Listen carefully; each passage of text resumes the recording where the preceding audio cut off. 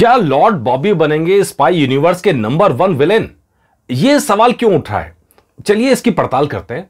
हम पिछली spy universe के विलेन की तस्वीरें भी देखेंगे, उनके रिकॉर्ड्स को भी देखेंगे और यह भी देखेंगे यशराज फिल्म ने उन्हें कैसे प्रोजेक्ट किया और अब बॉबी देओल से उनकी एक्सपेक्टेशन क्या है।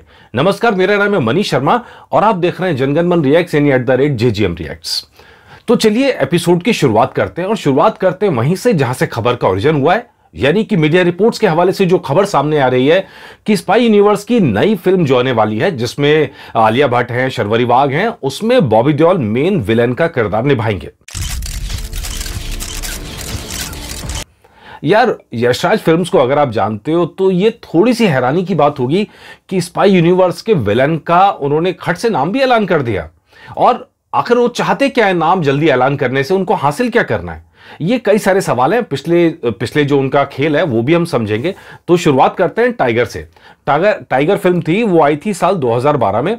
और जब टाइगर फिल्म आई थी तो उसमें यह अंदाजा लगाना मुश्किल था कि उसकी कहानी क्या है।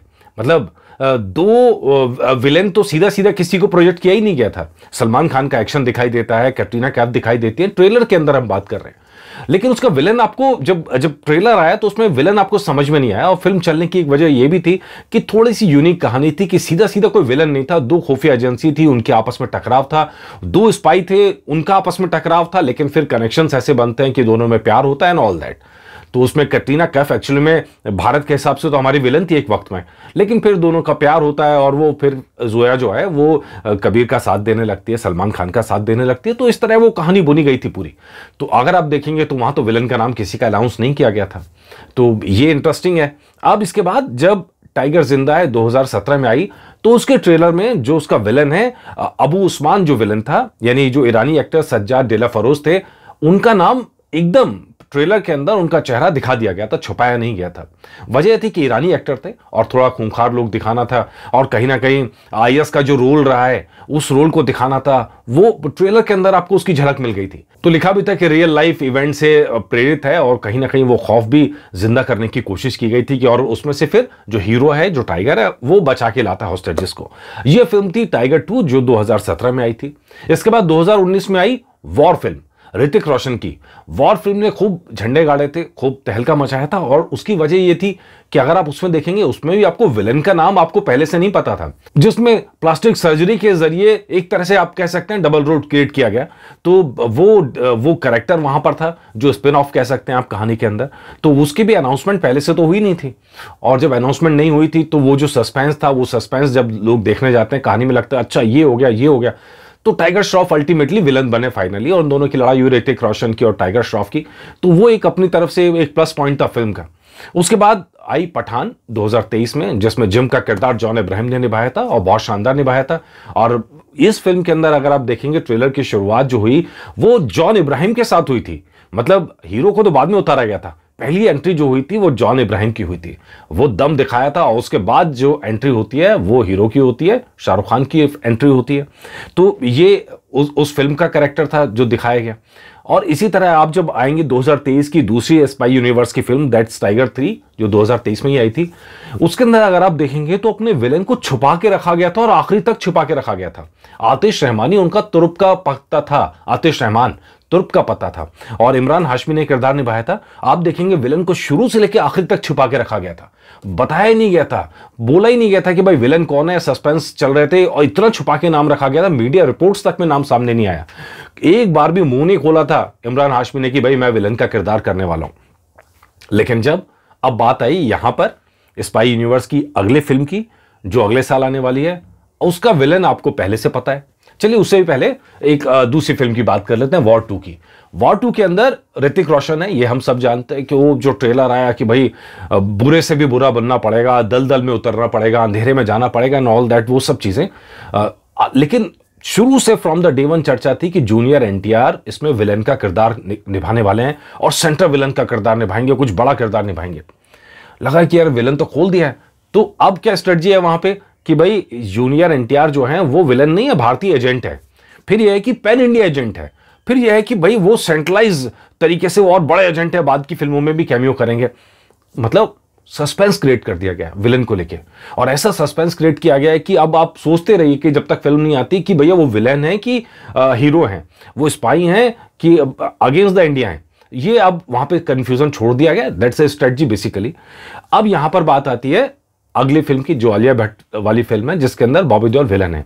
अब बॉबी देओल के विलन का नाम इतना पहले अनाउंस कर दिया गया, ये बात थोड़ी सी हजम करनी यहां मुश्किल है। तो क्या खेल करने वाले हैं स्पाई यूनिवर्स में? तो क्या अगर बॉबी देओल की एंट्री होती है, तो पहला सवाल मेरा आपसे है, इसका जवाब मैं नहीं दूंगा, इसका जवाब आप लोग देंगे कि ये मैंने पूरी लिस्ट आपको बता दी, इसके हिसाब से आप बॉबी देओल को कहां देखते हैं कि भाई जब उनका किरदार निभाया, जिस तरह एनिमल में विलन का किरदार निभाया, उसमें तो भाई छक्के छोड़ा दिए, अच्छे अच्छों के छक्के छोड़ा दिए। एक डायलॉग बोले बिना उन्होंने जो झंडे गाड़ दिए हैं, जो दम दिखाया है, वो लाजवाब है। तो ऐसे में अब हर कोई चाहता है कि भाई बॉबी देओल से वैसे ही परफॉर्मेंस मिले या उससे बढ़कर कुछ मिले, कुछ ऐसा मिले कि भाई बॉबी देओल फिर से छा जाए, विलन के किरदार में ही सही, वो एक्टिंग दिखा जाए।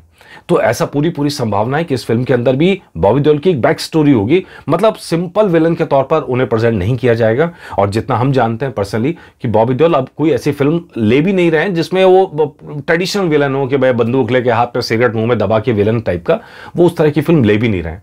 कुछ ऐसा ले रहे हैं जिसमें कोई उनको डिस्कंफर्ट हो, कोई जिसमें चैलेंज हो।